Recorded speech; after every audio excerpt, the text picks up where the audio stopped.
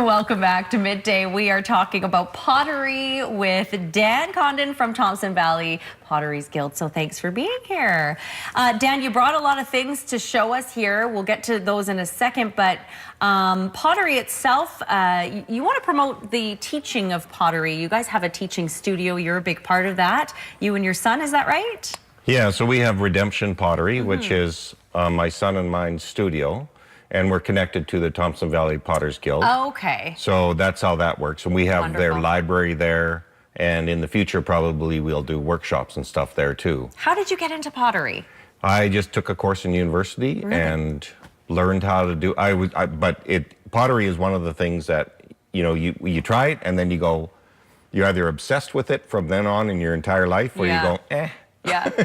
So when we find, we've had about 800 people come in the last year. We've been doing teaching for a year. And the difference of our studio is that you can come in and take one lesson. You can come in and say, let's just give this a whirl. Okay. And you can either go on the wheel, which everybody has in their bucket list, or you can try to build something by hand. Yeah. And so we have kids as young as 4 coming in, and then people of great age too, because there's no limitation. No. And the other thing is age and skill in something else is no measure of how well you will do in pottery. A 4-year-old could be just as good as... Our best potter is a 13-year-old student at Sahali Secondary. Really? Yeah. Wow, that's remarkable. And his specialty is miniatures. Oh my goodness. So this is a perfect piece of pottery. Look at his attention to detail. Yeah, no, he's... That's unbelievable. So that's... I feel like he's even blowing your mind, and you know what you're doing. So I have trouble doing this, but he can do it. So everybody finds their path, but he just has a sense of form. I brought this one because this is a typical kid's... I think this girl did this in about an hour and a half. Really? Hour and a half. And we have these set up so that they can build them from scratch, and we show them how to do it. But she's probably 9 or 10 years old who did this one. But then how do you get all the design on it? It's amazing. These designs are all pressed in by when the clay is wet, and then we fire it once, and that's what this is. They fire up to that, and then they come back and they paint them with glaze or underglaze, and then they end up with all the color on it.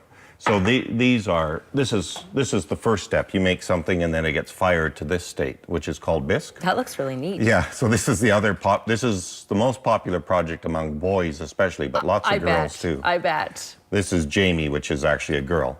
So, and this is one of the nicer castles. And once we put steps on them, then everybody wanted steps. That's what happens. Of course. And then or they'll build a little owl. This is the little owl. Owls are popular. And then the next step is that they get carried away with the glazing. So and most pottery studios, you dip the glazes, so you just get one color. But yours, you can do a lot more. We do all brushing because everybody wants to paint. They love painting. And get creative. And and also you can't have a 6-year-old dipping glazes because they'll just drop it in the glaze. And it'll shatter everywhere. And this is way more fun. Yeah. So they spend a lot of time.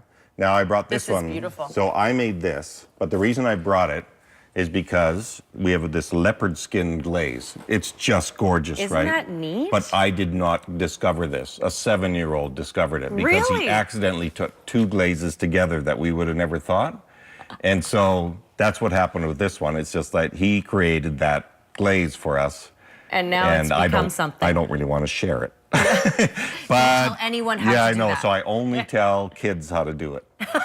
So if there's an adult and a kid, I'll whisper to the kid and say, "Okay, try this." Try this. But won't tell the adults how to do it. Oh, that's so neat. Okay, quickly, Dan.